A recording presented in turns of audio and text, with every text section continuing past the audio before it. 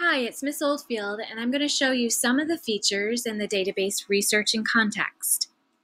At the top of the screen, there's a research bar where I'm going to enter my research term. For this example, I'm going to research Walt Disney. Here are my research results. At the top of the screen, I see a photograph of Walt Disney, along with a paragraph about him. When I click on the Read More button, I'll see many more paragraphs about Walt Disney. I'm going to come back to that in just a little bit to show you more about that, but first I want to show you a few more features on this page. Below the photograph of Walt Disney are a few quick facts about his life, and then down below are some different categories of information about Walt Disney.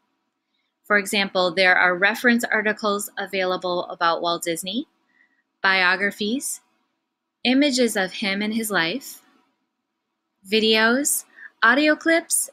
There are even magazine articles. And at the bottom, there are some newspaper clippings. Next door to the category is a number. That number tells you how many pieces of information within that category there are. For example, there are 10 biographies. When I click this link, I'll go to the search results page with all 10 articles. Now, you'll notice that all of the articles are color-coded. The color coding represents the reading level for the articles, and you can narrow down your search based on your comfort level there. For example, green is basic. That's perfect for upper elementary, middle school. Intermediate, also perfect for middle school. And advanced, that's going to give you more information, lengthier articles, and the reading level will be a little bit more challenging. For this example, I'm going to narrow it down to intermediate for middle school students. And you'll notice that instead of 10 articles, there are now 6. So it narrows down your search so that you can find information that's just right for you.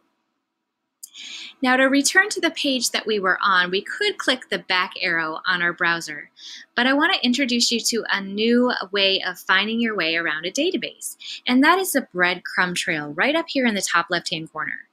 In the same way that a bird follows a breadcrumb trail across the grass, we can follow back to the pages that we were on.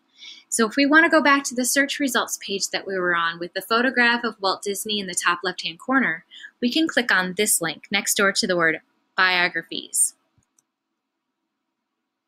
And here we are back on the search results page for Walt Disney.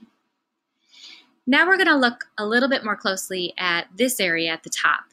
When I click the blue Read More button, a number of paragraphs will appear about Walt Disney, and I want you to take special notice of this term, full text. Whenever you see that term, you should know that it's the full text of the article. It's not merely a paraphrase or a summary of the article, it's everything. One of the features that I like about this particular database is they give you headings. And these headings are particularly helpful because the articles are pretty lengthy. There's a lot of good information in them, but it can feel a little bit overwhelming. And the headings are helpful because they narrow down or they chunk the information into manageable pieces. So we know that in this area of these 3 paragraphs, we're going to find out more about Mickey Mouse in particular. As you're reading through the paragraphs, you might find information that you want to make sure you don't forget. And one way to help you to remember that information is by highlighting it. You can simply take your mouse and highlight the text like this. And then a pop-up will appear that looks like this, and you can click Highlight, and you can choose any color.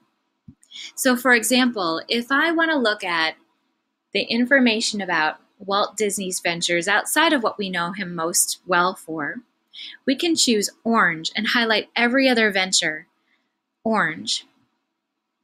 When you're finished reading the article, one of the best ways to save this is to send it to your Google Drive. That way you can reference it later when you're working on your project. So when I click on Send to Google Drive, when I go to my Recents folder in Google Drive, I'll see that article appear. And as I scroll through the article, I'll see all of the highlights that I had previously made. Here it is.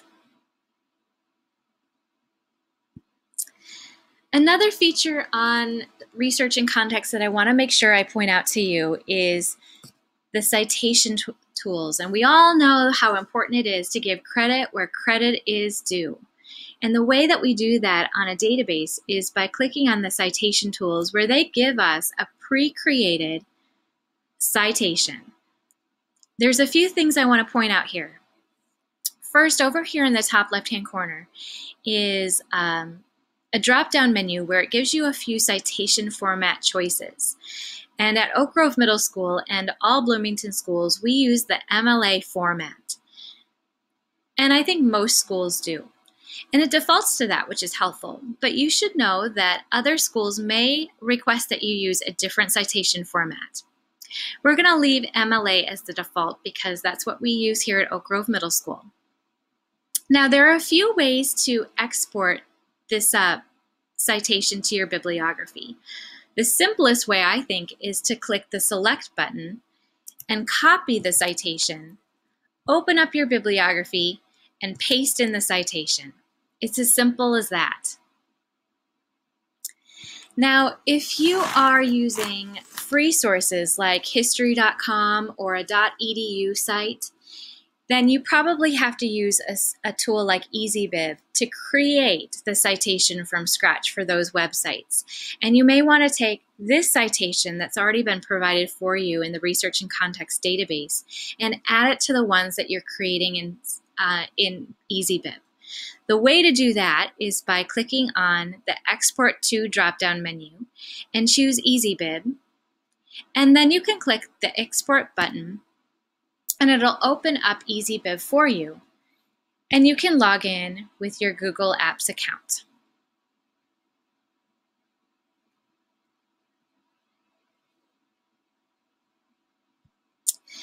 These are the main features of Research in Context that we're going to have you explore today when you do your research.